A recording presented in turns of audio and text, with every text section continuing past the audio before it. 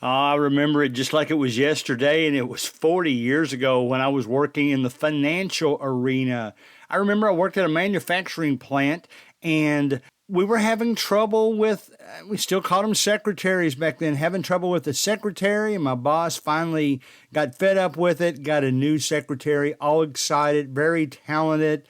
And then one day, just like with the other one, we heard the secretary say, "It's not in my job description. Is there anything as substitute teachers that's not in our job description?"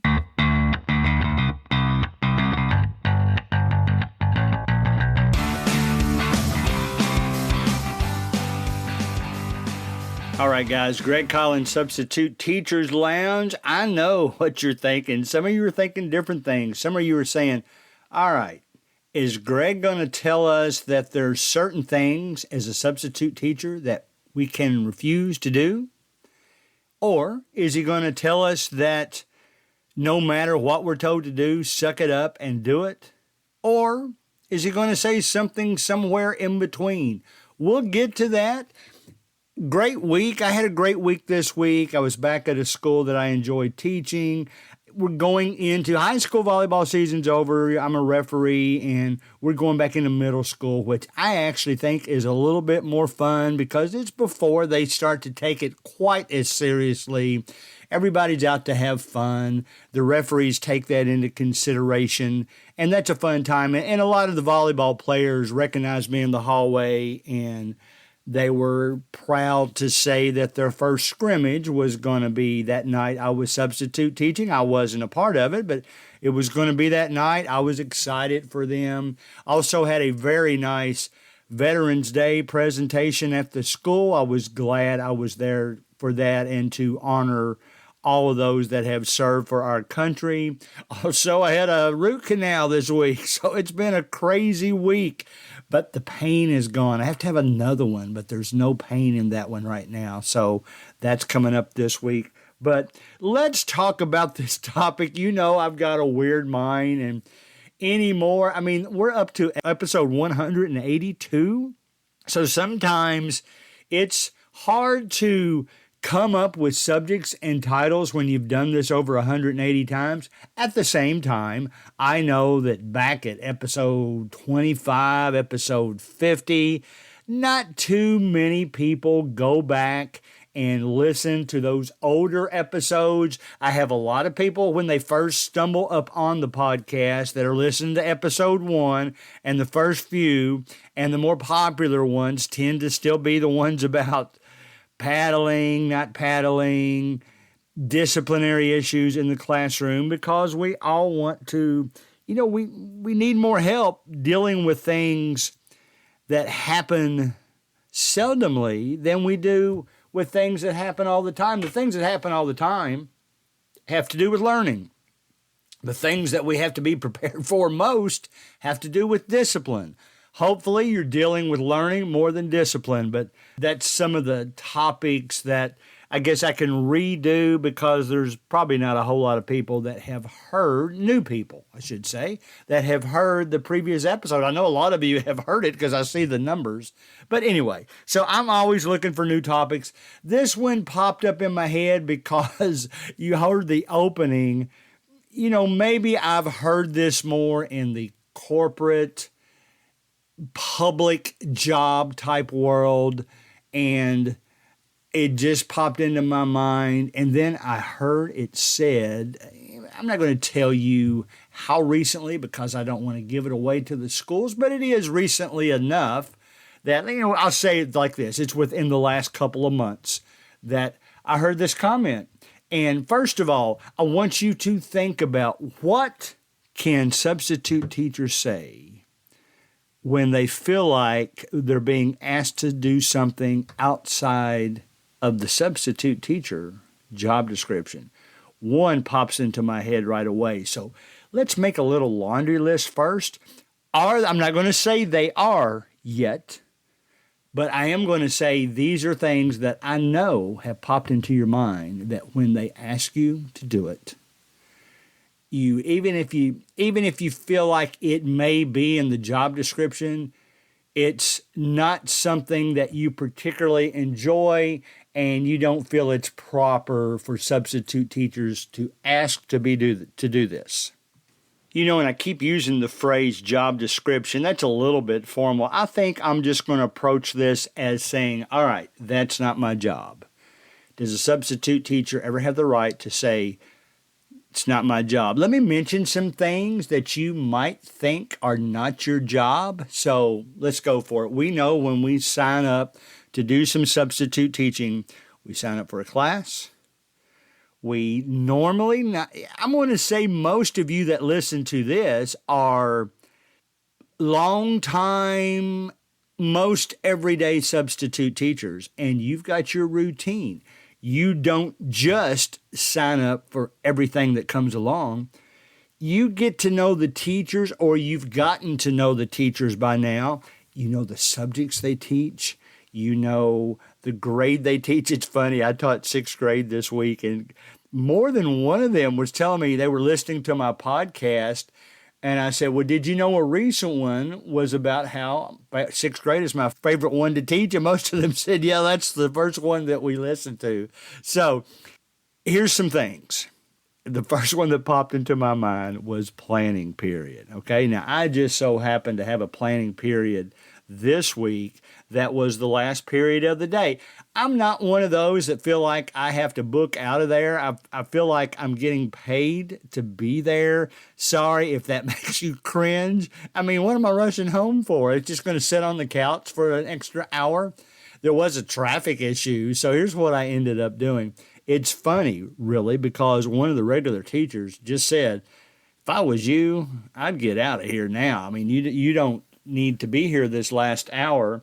And I did leave early. I left early mainly because there was a traffic situation, but I cleaned up the room. I made sure all the Chromebooks were plugged in, all that kind of thing. But planning periods, a lot of you will say, I signed up for this class and this class only. It's not my job to go to another class during a planning period. That's not what I signed up for. Have you ever had those thoughts? Have you ever thought, it's not the class I wanted? Let's take that to another level.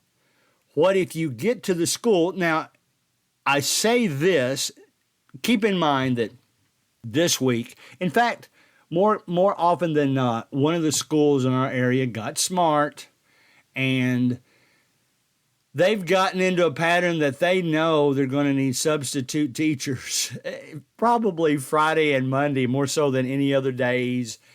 I get, in fact, in our area, you get paid more if you work on Monday. You get paid more if you work on Friday. And if you work Monday and Friday of the same week, you get a little bump up from that as well. So that's the way they've tried to do it. But there's one school in our area that when they post a sub, the administrative assistant posts it, and it just says teacher. You don't know who you're teaching for.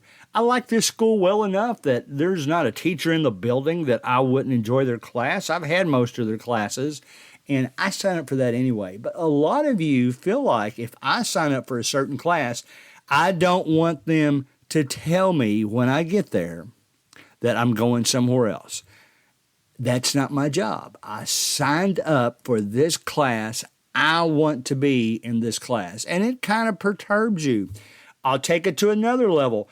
Once you get a really good reputation about both teaching and handling problems, well, if they have a need, a sudden need, especially one morning, and they know that you're capable of handling it, even though you were hoping for a more laid-back day, well, you're too good, guys. They might put you in there because they're not confident that other substitute teachers could handle that.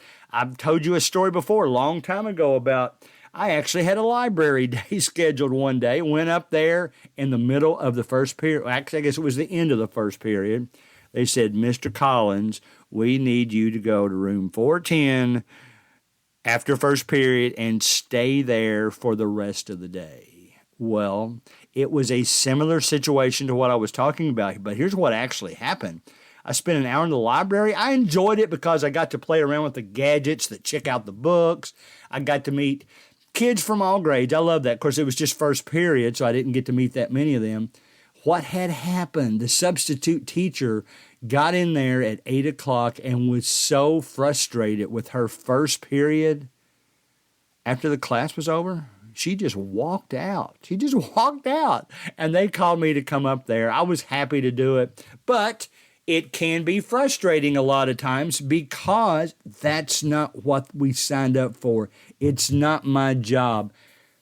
Is it even my job to teach, or is it just my job to follow orders?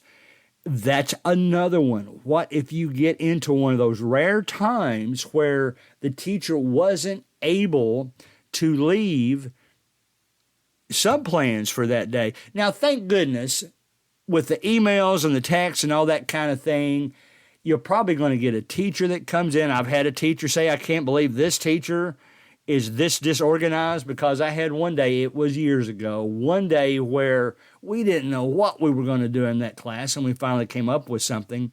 That's another thing, by the way, when you gain a good reputation, they're going to feel comfortable putting you in a class that even one that they fear may not have any subplans, because they know you can handle it. They know you'll think of the subject. They know you know how to use Google. They know you know how to pull up Kahoot or Quizlet or something like that. They know you have enough games in your mind like Password. Guys, go back and listen to that episode about Password. The kids are loving it at every grade level. They want, unfortunately, I guess, want to play it every time I show up now. I make it so that it has to do with the class. It worked out well this week because of the veterans program. I only had 2 periods that didn't have an unusual schedule, and they didn't have that much work to do because the other classes weren't scheduled to do that much work. So we were able to do it in that. So we've got all these things in our mind now. That's not my job. Now, is there ever anything that I would refuse to do? You know, I don't think so. I think I understand. I'm married to a teacher. I know what they go through. I had to clean up a spill in a classroom. No other teacher helped me out. They had other things to do. Was that in my job description? Was that part of my job? They did bring in towels and supplies for me to clean it up. Cleaned it up. I felt like I needed to clean up. Are you one of those that looks around the floor at the end of the day for pencils and paper and trash, that at least the kind that you can easily pick up and throw away, so that, you know, when the janitors sweep, they don't have to bend over and pick up things. They can just sweep it into their dustpan, all that good stuff? Or is that not part of your job? Are you not going to do that? Here's what I would think. Here's how I think we need to approach it. If there's something that you feel, everything that I mentioned today, I do. Now, are there things that I enjoy less than others? Yes, and probably the thing I enjoy least is being pulled to another class during my planning period. It's not because I feel like I have to have a planning period. I don't need one. It's because I'm now going into an area that I don't know what I'm expecting, don't know what the other classes have been learning all day, and it's completely different than what I've taught the rest of the day. You know how it is. Your first period, I've said it before, is kind of like your guinea pigs. You kind of get the kinks out of what you're teaching, what you're giving to them. So by the time you get to the second period, you know how to do it better. They may even get a better lesson because you learned some things from first period. Well, always remember that it's okay not to enjoy some things as much as others, but these teachers, this is going to say, I don't want to say the word corny. That's not a proper word for this situation, but teachers are so overworked. They have a lot of things to do. If you can help them out by cleaning up a spill, if you can help them out by walking a child to the nurse, even though that may not be part of your job as a substitute teacher, do it anyway. There are some things that you should refuse to do, but that has more to do with how you're being treated as a person. The only time, there hasn't been a whole lot, I was going to say the only time, then I say there's not a whole lot of times that I feel like I'm being taken advantage of. It has nothing to do with any of the things I mentioned so far, but it's more like a feeling, okay, he's the substitute teacher. This is a lowly job. Let him do it. I want him to sit with these really troublemaker students because I don't want to do it. Well, there's not a whole lot of things a substitute teacher can do in certain situations without getting a teacher involved anyway. There's some things I feel good that students will come up to me when we're like in a group setting, maybe in a gymnasium playing, and ask my permission to do things. And, if it's something simple like get a drink of water, go to the bathroom, I tell them to go ahead. But if it's something more serious than that, I say, I know what I would say to you, but it's probably more proper if you go to one of those full-time teachers over there and ask them, because I don't want to tell you one thing and then the school have a policy for something else. So remember all that. When you're asked to do something that is not part of your job as a substitute teacher, don't make a big deal out of it. Let's tell you what the bottom line is. The more things you do like that, the more things you help me out with, the more things you help others out with, the more they want to be around you, and the more they will ask you to substitute teach. So get out of the mindset, at least. Don't let people take advantage of you, but asking you to clean up something on the floor is not taking advantage of you. So as a substitute teacher, be as helpful as possible, even if you don't think it's in your job description. It's not part of your job. Do it anyway, and what's your name? Go further up the call list of the substitute teachers that are asked to come to those schools.